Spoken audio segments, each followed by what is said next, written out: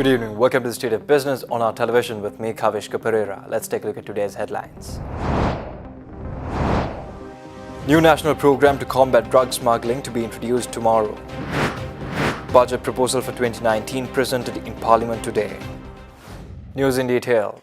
President Maithripala Sirisena says that a new program for eradicating and controlling illicit drugs to be implemented at national level will be introduced to the country tomorrow.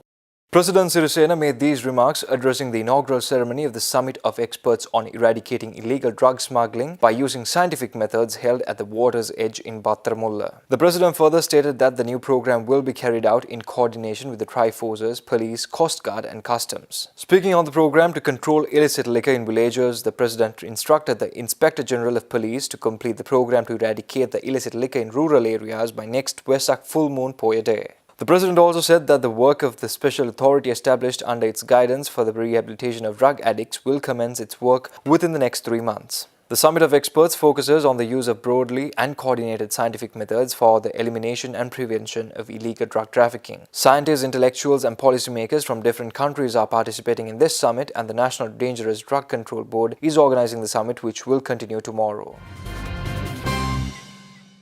The Minister of Finance and Mass Media, Mangala Samaravira, presented the budget proposal for 2019 in Parliament today.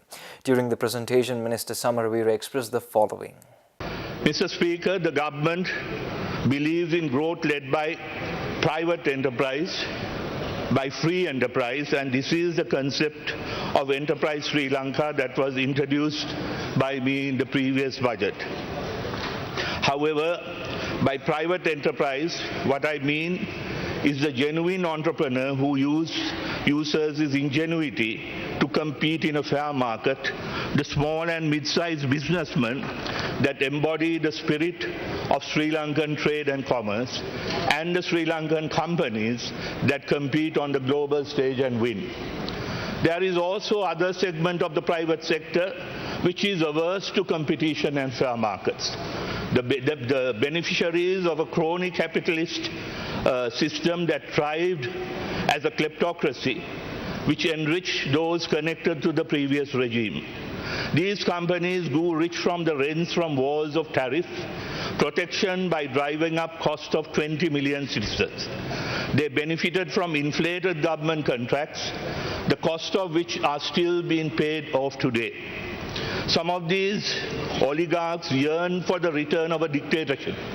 I've even heard some of them asking for a Hitler again, which funnels so much wealth into their companies and private accounts. There is a small but powerful and influential segment of the private sector.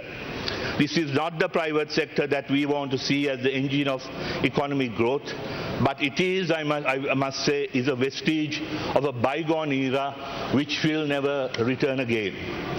We are creating a new breed of private enterprise where success through merit and the market operates on a rules-based level playing field. Sri Lanka needs a private sector free from the protectionist mindset that continues to hold back our country's development and modernization. In last year's budget, I presented a program of economic liberalization buttressed by a robust safety net and state intervention to address market failures and ensure social justice. We will continue this framework and strengthen its key elements in this year as well. The Asian Development Bank has completed the disbursement of $25 million as the first tranche of the additional $75 million micro, small and medium enterprises financial intermediation loan project introduced to strengthen MSMEs in Sri Lanka. The ADB has targeted 5% of the lending to women-led MSMEs initially, which was extended to 20% later. However, 27.6% of the funding had gone to women-led MSMEs by October 2018, which was well above the expectation, and most recent data shows that this number has further risen to 41% with the disbursement of the $25 million tranche. The ADB approved a $100 million MSME financial intermediation loan for Sri Lanka in 2016, followed by an additional finance loan of $75 million in 2018, together with a $2 million technical assistance grant project supported by the Japan Fund for Poverty Reduction. The $2 million technical assistance grant project supported by the Japan Fund for Poverty Reduction was provided for training of women entrepreneurs engaged in the food and agriculture sectors and promoting international branding for the ICT sector. Stay tuned for more news after this short commercial break.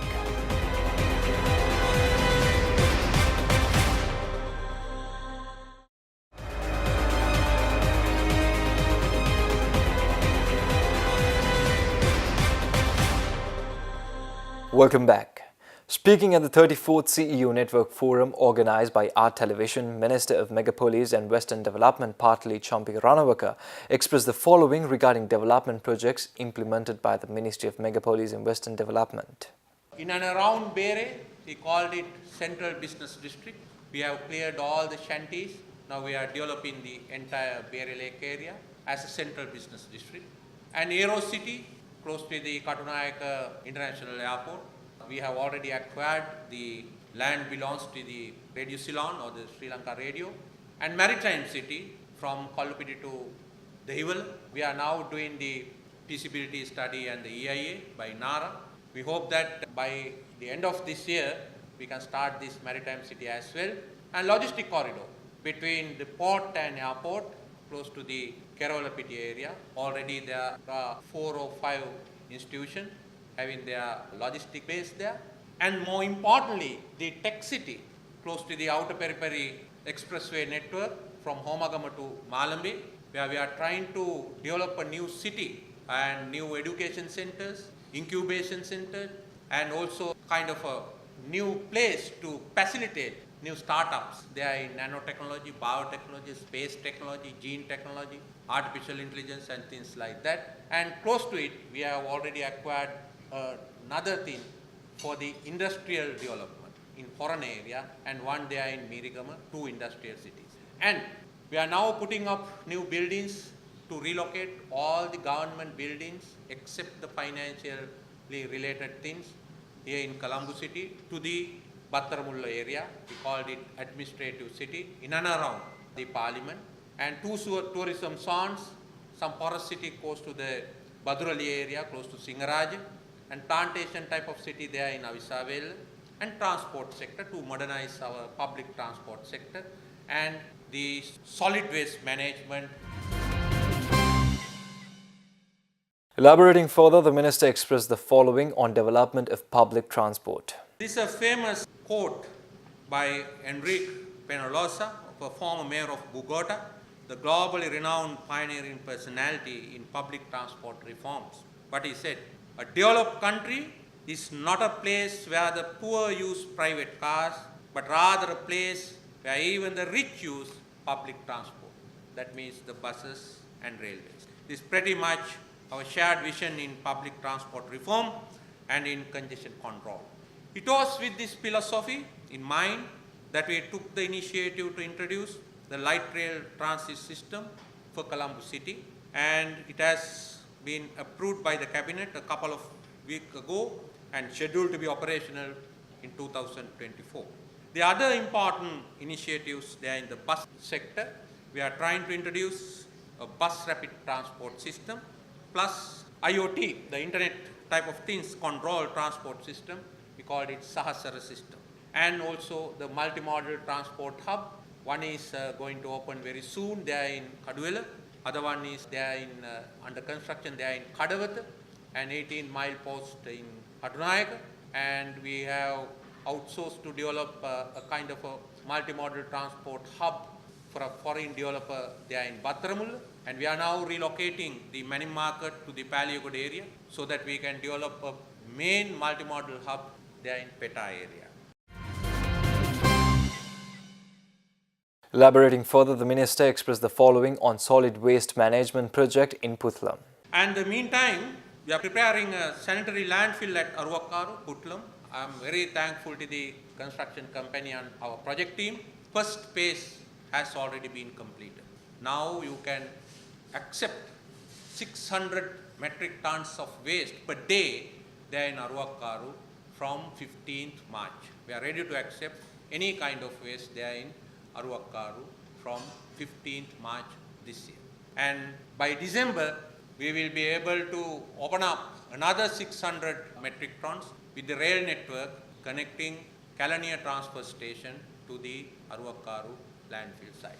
Lot of protest, but we must implement this thing for the future because we have experienced the Blue Mandal, Mitotamulla and various other around Sri Lanka. One there in Galle, one there in Madara, one there in Kandy. Around Sri Lanka, I think around 66 huge waste dumps. So we have to solve this problem without cheap popular moves.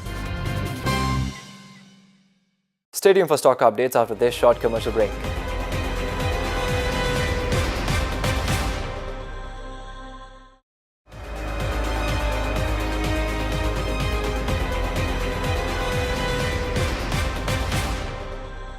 Welcome back. Trading at the Colombo Stock Exchange ended on a positive note today. The All-Share Price Index gained 16.26 points to close at 5,770.57, and the S&P SL 20 gained 18.35 points to close at 2,886.39. The turnover was 1.15 million rupees and 14 million shares were traded. Next up is Forex rates.